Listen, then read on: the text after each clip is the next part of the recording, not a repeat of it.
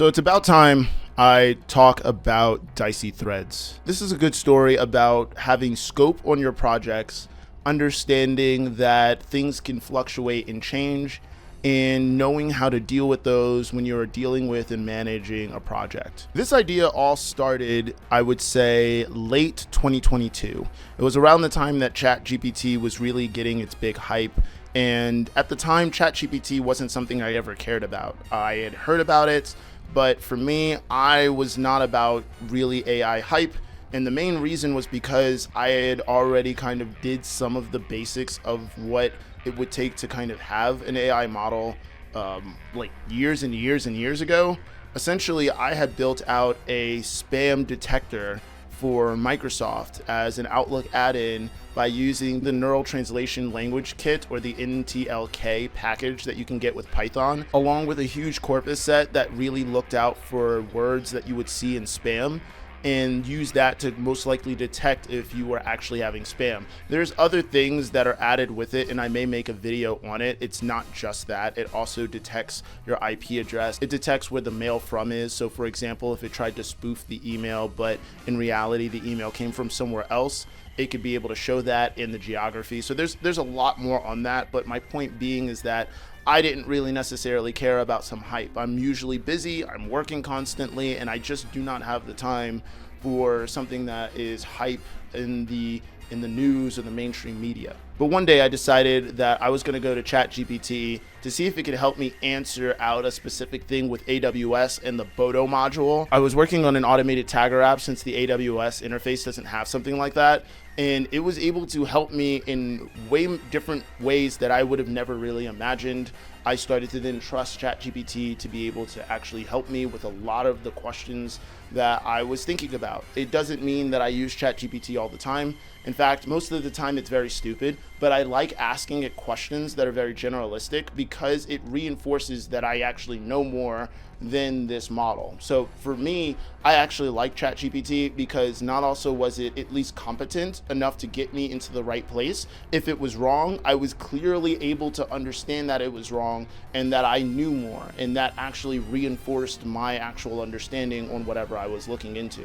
Then obviously I started to look into other things, and that's when I found out more about this text to image generation hype that was coming out. ChatGPT had their own, they called it Dalle, but then there was also other things that I saw that actually did better. Of course, everyone knows about Midjourney, but when I was looking into how to use it, at least at the time, it seemed like I needed to create up some sort of way to work with Discord to be able to generate out those images. So we have these multiple text to image generators that AI can now produce. And I'm like, this is a great way to start up some sort of project off of whatever ChatGPT or whatever some sort of text to image generator can provide. Now, for me, this seems cool, but it was something that I just thought about on the side. It wasn't something I really necessarily cared about. That wasn't until about January. January, I was doing something for one of my clients where I needed some images again, and I thought to myself, man, if I'm constantly using this text to image generator, I really could make an app wrapped around this. In particular, I started thinking to myself that other people are probably just making a wrapper around ChatGPT's Dalle or whatever else. Maybe I can sell a product with this. And it hit me. Why don't I attach like AI art to clothing or products? And from there, I could then be able to have that stuff shipped out to the client or whatever, and I wouldn't be involved at all. In other words, I would basically create a dropship company where the main feature of what I have is that you can use these other features of AI all in a central location that can then be applied to your actual clothing or whatever product you want, and then you can buy that and get that shipped out, right? And I thought that that was a great idea. But again, I wasn't really able to work on it. I didn't have the time on it, and I just kind of shelled the idea. I wrote some code in Python to kind of test this out with Dalle to just make sure I can be able to pull in images and be able to store them in a database. Great. I realized that that was cool, and so I just kind of shelled the idea and kind of moved on. It wasn't until late January where things kind of changed. One of my previous associates invited me to hang out with some of his friends. and they had an idea that was kind of similar. I didn't tell them that I already had this idea, but they had an idea where basically you can generate AI art, and then that art would be sent to one of their friends who already has like a t-shirt printing company, where therefore then they could be able to make that, and then they get like a cut off of everything, and that's what they were thinking as far as making a web app. And I actually thought that was great. I thought it was cool that this previous associate of mine invited me on to this project, and I thought that that was a cool idea. And so I was giving them ideas and X, Y, and Z. But I quickly learned that my previous associate and his friends were not really about actually doing the work. They just knew that I was actually very knowledgeable in being able to create a web app and do everything for them. And so they just wanted to be the managers on it in particular. Some of them actually did know some of the basics of tech, but they're not about actually getting their hands dirty and crash and burning and trying anything. I realized other people were thinking about this concept already, right? In some sort of way, shape, or form. They weren't thinking exactly what I was thinking, but they were pretty close. They just already had someone to do the actual building of the actual product for t-shirts and stuff like that. But for me, I'm like, I wanted to actually do fully not connected with anything, right? Like everything's online. I'm just getting paid a cut from the web app that I made. And there wasn't something where I'd go to downtown Los Angeles to like meet up to see if everything's going well with how many sales we're doing. I wasn't actually caring about that at all. But it wasn't until a couple days later, a client reached out to me about doing this specific project. And that's when I realized this is the best time to do this. If I'm going to get paid for something like this, I might as well just do the project that I'm thinking, introduce it to the client, let them know I was already kind of ahead on this, and therefore they would view that as a good thing, and we can kind of work on building this together. And this is where the first issue that really permeates throughout the whole project resides. My clients kind of understood everything I was explaining to them, but one of the biggest things that they were concerned about was whether or not they would really be wanting to do this further down the road as far as management of the application. We made a deal that I would basically create out the application, I would fully finish it out, fully flesh it out, give them everything they need as far as their tech stack and everything. And then from there, they would be able to work with their developers to be able to really scale out the application on their own infrastructure. And I liked the concept of the idea, but the client had a specific thing they wanted. They wanted to make sure that the framework of everything I was doing was in plain JavaScript, plain HTML, plain CSS. Maybe I can add some Bootstrap. But that was about it.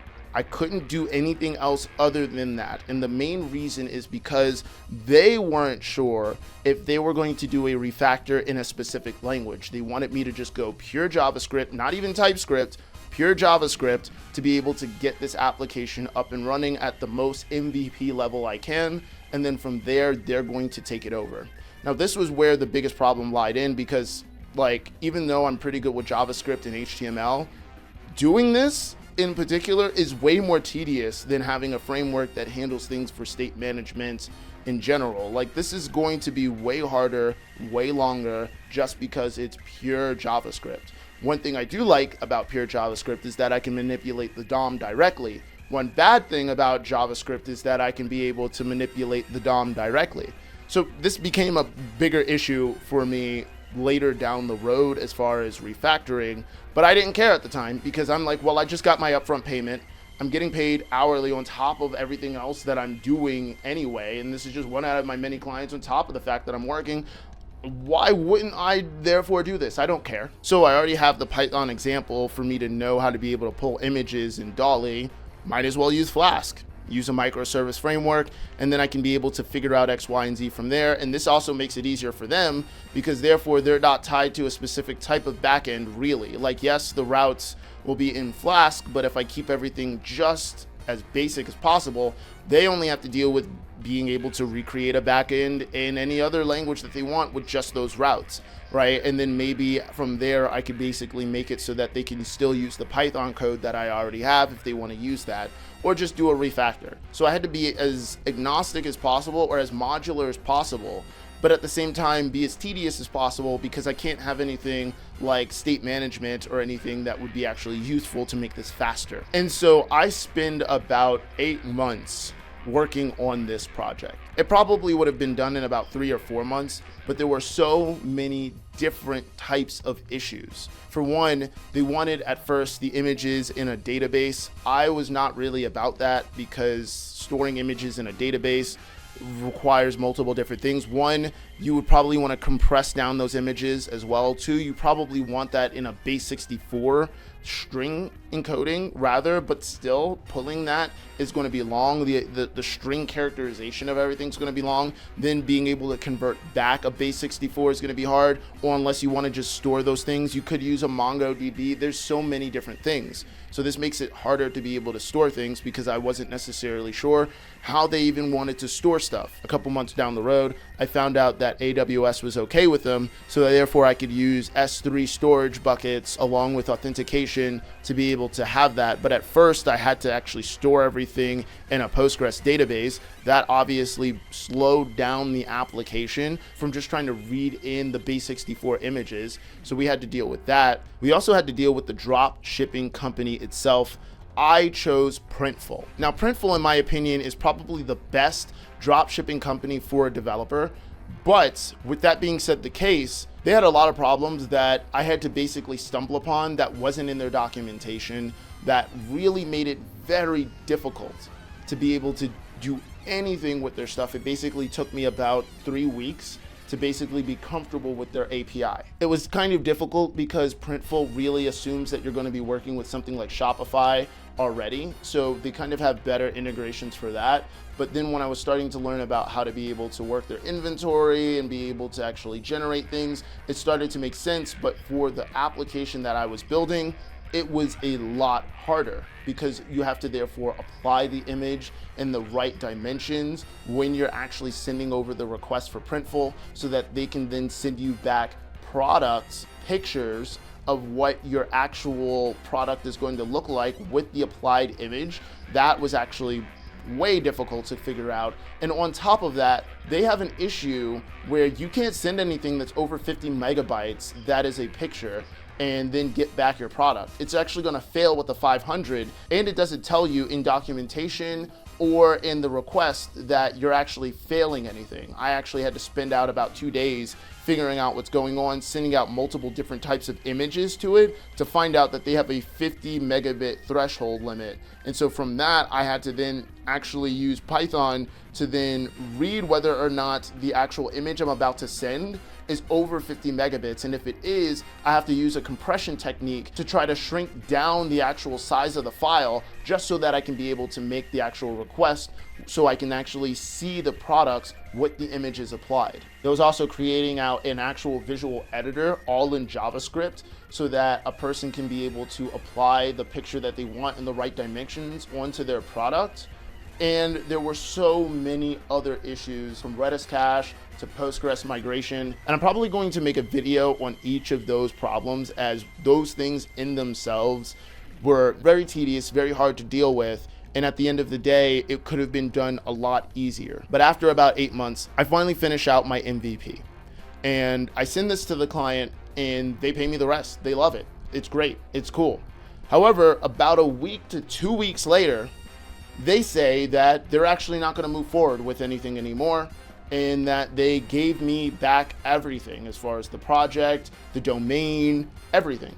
And the main reason they decided to not do it, which is funny, is because just like I kind of thought, it was just a hype. There wasn't really anything in the market that they saw that was kind of useful for this. Now, again, this application is kind of a gold mine in particular. There's not many other drop shipping applications that use AI for being able to image generate and stuff.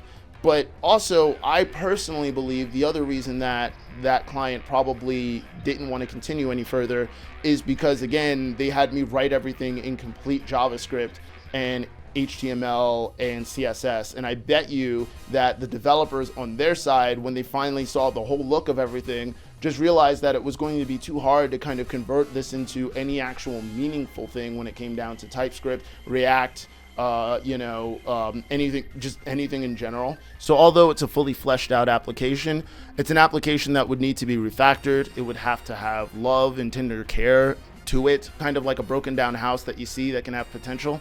So for me, I personally think that this app can go places. And if someone really wants the app, I'm willing to sell it for about $5,000.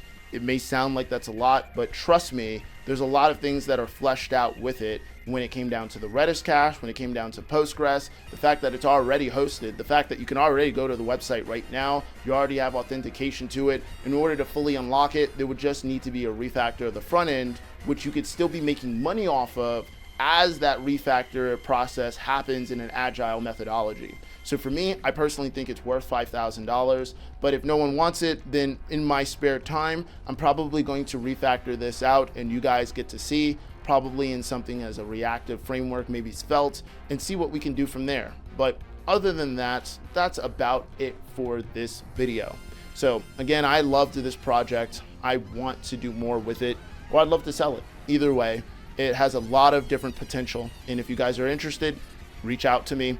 If you like the video, please leave a thumbs up and please subscribe if you like more videos like this. And if you have any comments, concerns, anything like that, please leave it in the comments below so that I can be able to reach out and be able to interact with you guys. But other than that, I hope the rest of your day goes well. Have a good one, everyone.